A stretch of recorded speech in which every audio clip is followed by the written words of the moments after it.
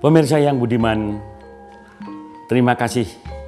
Kali ini kita jumpa lagi di depan Dhamma TV dalam tema seni dan tradisi yang tidak bosan-bosannya Dhamma TV untuk menyiarkan tentang pelestarian seni budaya yang berada di Nusantara ini. Kali ini saya ditemani beberapa narasumber yang berkaitan erat dengan masalah seni budaya Jawa.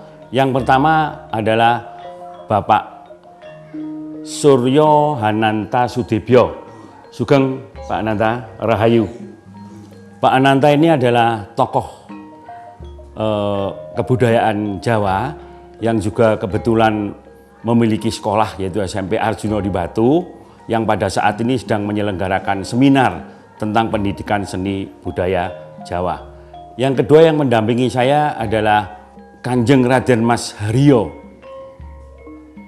Kusumo Budoyo, yaitu salah seorang pangeran yang berada di Keraton Surakarta Hadiningrat sebagai sesepuh ataupun juga sebagai pelaku seni yang berkaitan dengan paguyuban Kusumo Andrawina milik Keraton Solo. Sugeng Kang Mas. Wilujeng nggih. Rahayu. Rahayu. Kula menapa rawuhipun? Kula dalu setengah songo. Kula dalu setengah songo. Nggih. Kebetulan beliau ini merupakan narasumber yang berkaitan dengan seni dan karawitan. Dan yang ketiga yang mendampingi saya pada hari ini adalah Bapak Dr. Andes Ratmoko. Sugeng Pak Ratmoko.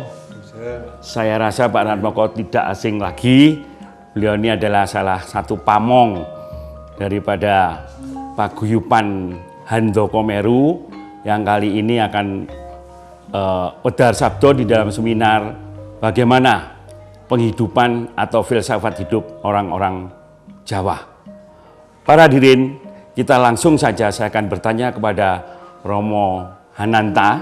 Romo Hananta, niko dinten menika hari ini kita menyelenggarakan seminar ingkang berkaitan kalian pendidikan seni budaya Jawa. Nah, wasipun tujuan Romo Hananta niku menapa? Katuran pun wedharaken. Nika wonten paguyuban guru-guru kesenian kalian guru-guru Jawi. Nika guru-guru nika kirang gregetipun. Mbok nai kirang PD. Percaya kalian piyambakipun piyambak. Soalipun bahasa Jawi menika dipun basa Jawi menika dipun nomor pinten. Dados nomor setunggal memang Panji nggih bahasa Indonesia, lajeng mangke wonten bahasa Inggris. Sekolah internasional nika sampun ngangge bahasa Inggris. Nggih lajeng mangke wonten bahasa asing lintunipun saking Arab, nggih menika nggih wonten. Lajeng mangke nika nembe basa Jawi ingkang dipun nggih ajaranaken nggih. Turun Romo Hananta. Para pemirsa, nampaknya memang negara kita ini negara yang memiliki berbagai macam suku, lebih kurang 350 suku, dan memiliki budaya lebih dari 700 jenis untuk bahasa daerah di masing-masing daerah. Kebetulan hari ini kita bicara tentang bahasa daerah Jawa juga. Di Jawa, itu menurut Romo Hananta tadi sudah agak terpinggirkan gara-gara terpolusi oleh pendidikan-pendidikan yang mengacu kepada aturan-aturan dari luar. Dan ini tidak boleh terjadi para pemirsa. Untuk ini saya akan tanya kembali kepada Kanjeng Raden Mas Haryo nggih. Nika berkaitan dengan aturipun Romo Hananta kalau wau. Kok malah basa Jawi itu akan terpinggirkan?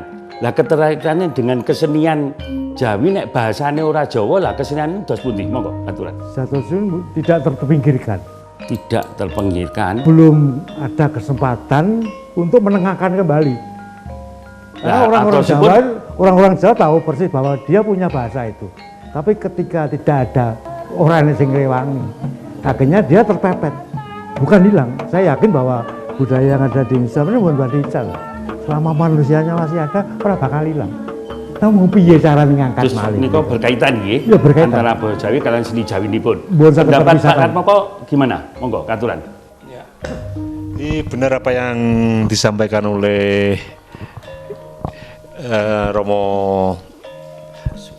Kuswobodoyo bahwa bahasa Jawa tidak akan musnah selama masih ada orang Jawa. Artinya masih ada pemakai bahasa Jawanya. Tetapi sekalipun pada kondisi hari ini, situasi saat sekarang di Indonesia itu jumlah penduduk katakanlah yang etnis Jawa yang menggunakan bahasa Jawa itu lebih dari 150 juta. Dunia ini seluruh dunia. Di Indonesia saja. Di Indonesia saja. 150. Tapi karena perhatian atau tidak ada goodwill dari negara untuk menjaga apalagi mengembangkan bahasa Jawa dan seni budaya Jawa, akhirnya demikianlah ini adanya. Jadi seakan-akan bahasa maupun kesenian Jawa itu dikesampingkan, tidak diurusi oleh negara. Katakanlah orang mengatakan dikesampingkan, dan memang kenyataannya sebetulnya pemerintah tidak menjaminkan, tapi tidak katakanlah orientasi pemerintah atau negara kita itu lebih pada persoalan luar untuk mencapai target-target seperti yang dicapai oleh bangsa luar, sehingga melupakan kekayaan sendiri. Matur nuwun, para pemirsa, nampaknya dari ketiga narasumber ini, kalau kita lihat apa yang disampaikan, bisa kita simpulkan bahwa ketiga beliau itu merasa tidak puas. Bahasa Jawa ada, seni Jawa ada, filosofi hidup Jawa ada. Beliau ini ketiga-tiga narasumber di bidang itu. Namun para pemirsa, kalau kita tidak waspada untuk memperhatikan apa yang disampaikan oleh para narasumber ini, kita seperti cenderung nyalahke pemerintah. Lah, untuk lebih lanjut bagaimana cerita tentang masalah seni tradisi Jawa ini, jangan kemana-mana para pemirsa, karena masih akan kita teruskan di dalam segmen berikutnya.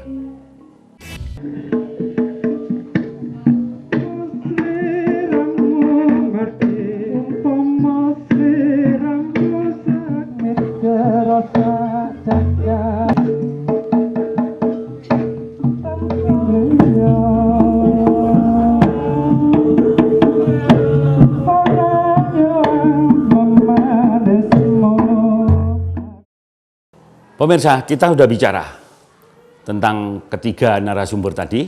Saya akan minta penjelasan kembali, khususnya kepada Romo Ananta. Romo Ananta, pada saat hari ini seminar diselenggarakan, itu yang hadir siapa aja sih, atau yang diundang siapa aja? Monggo, katuran. Kami mengundang kepala sekolah se-Kota Batu beserta dengan tingkat kota Batu. Kota, SMP, SMA, SMP saja. SMP saja. Itu kami mengundang guru bahasa Jawa dan guru seni budaya. Guru seni budaya. Karena kami memandang perlu bahwa bahasa Jawa dan seni budaya Jawa, terutama di Jawa Timur, itu adalah milik kita sendiri. Bahasa ibu kita sendiri. Sehingga mereka, guru-guru itu jangan sampai merasa dinomorduakan daripada pelajaran eksak yang lainnya. Bahkan dari pelajaran bahasa yang lainnya.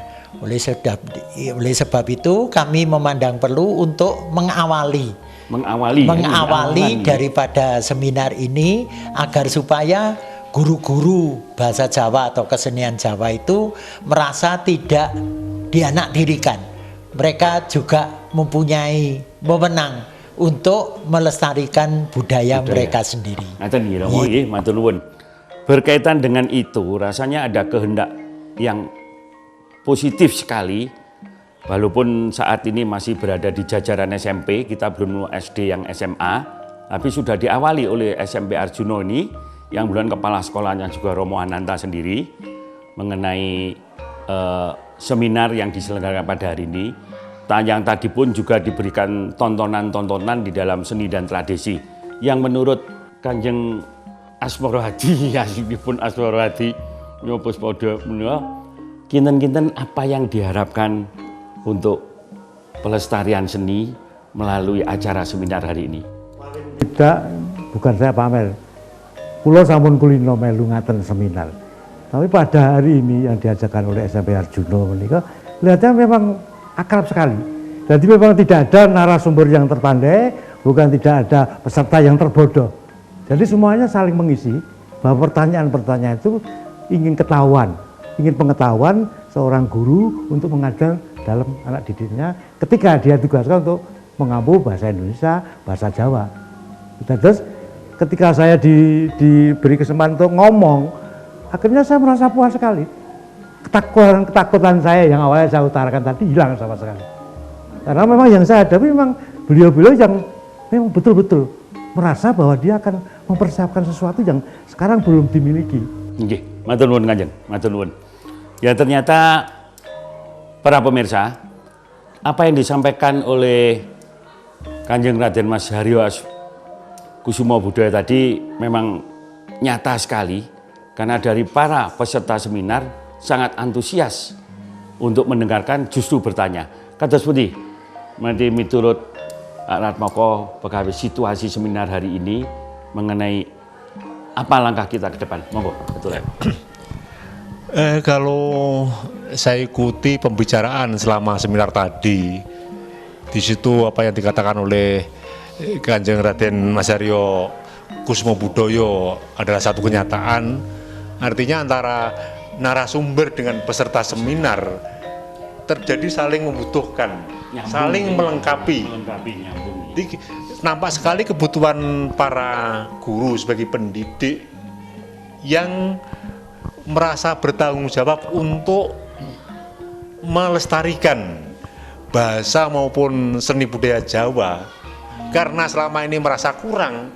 Akhirnya kekurangan harapan yang disampaikan kepada narasumber demikian besar. Begitu juga pada sisi yang lain, para narasumber juga seperti mendapatkan lahan yang subur, sehingga tidak ada rasa segan, tidak ada rasa bosan untuk menyampaikan memenuhi kebutuhan para guru tersebut. Nah, tadi, dengan demikian bisa kita harapkan bahwa seminar hari ini merupakan langkah pertama proses kegiatan akademik yang berupa seminar atau workshop atau sarasiat dalam rangka untuk melestarikan dan mengembangkan bahasa maupun seni budaya Jawa. Nggih, matur nuwun Pak Ratmoko. Para pemirsa, nampaknya ini sebuah surprise bagi Kota Batu, di mana baru kali ini bahkan yang saya tahu mengenai seminar tentang seni budaya Jawa khususnya ini rasanya baru kali ini diadakan, bahkan di Kota Batu. Dan ini sebuah tantangan bagi kita semua para pemirsa. Kapan penyelenggaraannya harus disampaikan lagi, diteruskan, dilanjutkan oleh pemerintah daerah yang lain. Nah, para pemirsa, kita masih akan membahas lebih lanjut pada session berikutnya. Jadi jangan kemana-mana para pemirsa, kita tidak bosan-bosannya untuk menyampaikan tentang seni budaya Jawa ini kepada para pemirsa.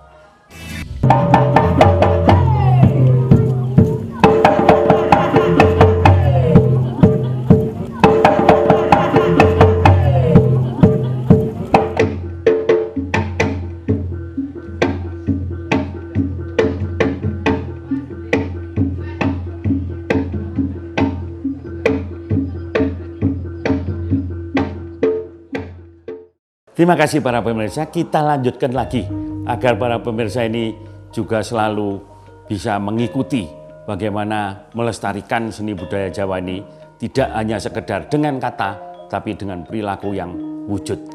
Saya sampaikan kembali ke yang paling kanan saja deh. Saya. Iki. Kanjeng jauh-jauh tebih-tebih saking Yogya, saking keraton ngantos Solo nanging Solo ngantos tumindak wonten Malang kita Batu menika jatosipun nalika badhe tindak mriki apa yang terbesit melihat situasi Kota Batu? Bukan perbedaan tapi animo masyarakat itu berbeda sekali antara di Jawa Tengah khususnya Solo dan Jawa Timur. Secara global Jawa Timur memang sudah muncul beberapa kesenian yang begitu ekstrim lah, seperti reog, seperti remo, itu tarian-tarian yang ekspresif kan. Padahal dari Solo sendiri di Keraton Surakarta itu tarian yang muncul dari dalam itu memang betul-betul tari klasik. Tapi ketika saya menjabarkan apa namanya klasik, bagaimana bentuk tari itu, justru itu diterima dengan positif oleh peserta seminar. Nah berarti saya kecilin bahwa saya akan berhadapan dengan orang-orang beliau-beliau yang keras temperamen, tapi ternyata tidak. Justru bisa melemahkan hati saya yang deg-degan jadi gembira. Matur nuwun sangat Kanjeng, matur nuwun sangat para pemirsa. Saya lanjutkan pada Romananta ini. Romananta, ini kok pertama kali diselenggarakan di Batu, kita ngaten nggih. Responnya pemerintah daerah kados pundi monggo Kak? Pemerintah daerah sangat mendukung sekali. Bahkan Bapak Wali Kota menginginkan juga bahwa nanti suatu hari one day atau satu hari berbahasa Jawa. Jadi di sekolah-sekolah akan ditentukan bahwa nanti satu hari itu adalah kita berbahasa Jawa dengan guru, dengan siswa-siswa yang lainnya. Sehingga seperti juga sekolah-sekolah yang internasional, mereka berbahasa Inggris tapi kita berbahasa Jawa. Ngaten nggih? Nggih. Responipun positif. Terima kasih. Para pemirsa, untuk ini saya lanjutkan dulu pada Pak Ratmoko nggih. Enggak Pak Ratmoko. Pak Ratmoko ini berkecimpung di tingkat pendidikan universitas nggih dan juga kepada masyarakat umumnya. Nah ini dari narasumber yang Pak Romo Hananta, lajeng Kanjeng Mas Asmoro Hadi Kalawau, itu menurut Pak Ratmoko apa yang mungkin bisa diperoleh atau disampaikan? Misalnya nanti Pak Ratmoko menjadi kepala daerah, monggo katuran. Satu informasi yang sangat menggembirakan bagi saya, apa yang disampaikan oleh Romananta tadi, bahwa Wali Kota Batu sudah ada kemauan, punya goodwill untuk menerapkan satu hari penerapan bahasa Jawa, penggunaan bahasa Jawa khususnya di lembaga pendidikan. Nah, memang selama ini saya sendiri punya pendapat di Indonesia tidak ada pendidikan, tidak ada lembaga pendidikan, yang ada cuma lembaga persekolahan.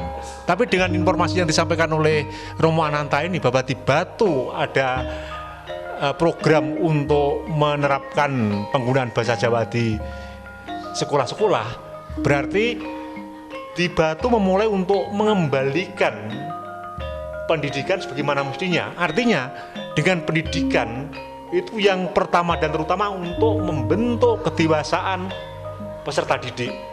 Dan tentunya dengan sebutan manusia yang dewasa adalah juga memiliki budi pekerti yang luhur. Nah, budi pekerti itu hanya dapat diwujudkan melalui pendidikan, bukan melalui pengajaran atau persekolahan. Nah, ini nilai lebih yang dapat saya tangkap dengan apa yang disampaikan oleh Romananta. Sehingga harapan saya, semua warga Indonesia, semua penduduk di wilayah Indonesia, di masing-masing daerah, itu mendesak kepada pemerintah daerah masing-masing untuk menerapkan penggunaan bahasa daerah di lembaga yang ada di daerah bersangkutan. Gitu. Ngaten nggih. Makasih para pemirsa. Rasanya kita tidak perlu khawatir menurut para narasumber ini bahwa beberapa kali saya dengarkan masyarakat khususnya Jawa ini merasa kehilangan karena bahasa daerah katanya tidak akan diajarkan lagi. Namun hari ini adalah sebuah awalan yang baik bahwa Kota Batu akan menjadi rintisan sebagai panutan berani menyelenggarakan acara seminar seperti ini. Bahkan tadi juga diketengahkan jenis seni-seni tari yang ada Kota Batu ini yang akan berkembang luas gaungnya kepada sekolah-sekolah yang lain, dan bagaimana tadi para peserta bisa akan menyampaikan atau melanjutkan acara-acara semacam ini. Dan kembali kepada Kang Mas Asmoro Hadi, jauh-jauh yang dari Keraton Solo mriki dan ternyata sangat diterima kehadiran Kanjeng di antara para peserta kalawau, dan bahkan banyak pertanyaan yang berkaitan dengan teknis menari yang kalawau di dawuhke neng setelah Kanjeng mirsani apa yang ditampilkan tadi di bidang kesenian oleh SMP Arjuno ini, bagaimana kesan Kanjeng? Awal yang bagus. Jadi begini, kekhawatiran seni budaya tadi tidak perlu khawatir sekarang. Kan kita tahu di mana. Denpasar ada isi, Jogja ada isi, Solo ada isi, Bandung ada isi. Pada institut seni dan di situ terdiri dari beberapa macam seni seluruh Indonesia. Jadi kita tidak perlu takut. Sebenarnya yang takut itu bukan kita kok. Yang takut orang-orang yang menginginkan supaya budaya itu tetap seperti ini, tapi bisa dimanfaatkan untuk cari duit. Nah ini sekarang itu. Makanya tayangan-tayangan TV itu bukan saya tidak setuju, tapi ya dikendalikan lah. Jadi hal-hal yang menyangkut tradisi jangan begitu dilecehkan. Jadi saya sebenarnya ya, senang saya itu guyu kalau opera Jawa senang ya. Tapi ketika di situ terlihat ada unsur-unsur sedikit pelecehan untuk seni ini yang kita dengung-dengungkan adiluhun milik bangsa, citra bangsa itu dibikin seperti itu. Jangan apa ya lila Pak? Nah ini. Ya. Para pemirsa, jadi apa yang disampaikan Kanjeng Raden Mas Haryo yang asmanya saja Kusumo Budoyo, artinya beliau ini adalah tokoh. Dari namanya kelihatan Kusumo itu kembang, bunga, Budoyo itu adalah kebudayaan itu sendiri. Sebagai pelaku seni akan dikembangkan luaskan kemana-mana. Kalian ke Romo Ananta, dari dawuhnya Kanjeng Kusumo Budoyo kalau mau, kira-kira kesan apa yang Romo Ananta peroleh hari ini? Baiklah, kami menyampaikan apa yang kami bisa. Dan kemudian kesenian yang ada di tempat kami hanyalah seperti itu. Kami tidak mempunyai pakar yang betul-betul mempunyai ahli seni yang benar. Kami punya suatu saat juga tidak kerasan di pendidikan. Beliaunya lebih senang untuk berkarya di tempat yang basah. Karena pendidikan ini kering sekali. Beliau juga rupanya untuk mendidik anak itu juga berat. Memang berat sekali untuk mendidik kesenian. Oleh sebab itu kami seadanya, kami mempunyai pelatih yang sederhana, kemudian anak-anak itu ya konsumsi untuk desa, yang terpencil bukan konsumsi untuk kalangan atas. Matur nuwun Romo Ananta. Sebagai uraian terakhir di dalam pertemuan kita hari ini, saya mohon Pak Ranmoko dari dua narasumber tadi seperti itu, betapa ada kebanggaan khusus sendiri, namun saya garis bawahi dari Kanjeng Asmoro tadi, kok ujung-ujungnya duit. Nah itu menurut Pak Ranmoko kados pundi? Monggo katuran. Iya, memang apa yang disampaikan oleh Kanjeng Mas Haryo Kusumo Budoyo bukan sesuatu yang ngoyoworo, bukan mengada-ada. Karena realita yang ada hari ini, pola hidup atau sikap mental bangsa kita termasuk yang mengaku Jawa itu cenderung pragmatis. Dan dalam kehidupan yang pragmatis itulah uang menjadi tujuan yang utama, orientasi utama. Nah, oleh karena itu yang perlu kita perhatikan bahwa sikap pragmatis pada suatu saat akan mencapai puncak dan setelah pada puncak akan ambles. Kembali ke sikap yang idealis. Dan dalam bentuk yang idealis terkait dengan masalah budi pekerti, yaitu lagi-lagi adalah pendidikan dan bahasa maupun kesenian merupakan wahana paling strategis untuk proses pendidikan itu sendiri. Matur nuwun. Para pemirsa, tetaplah berada di depan Dhamma TV. Walaupun episode kali ini kita akan akhiri karena waktu jua yang memisahkan kita. Kita akan jumpa di episode berikutnya, juga masih berkaitan dengan tema seni dan tradisi pada saat kita berada di Kota Batu ini. Terima kasih. Hayu, hayu, hayu. Rahayu ingkang pinanggih.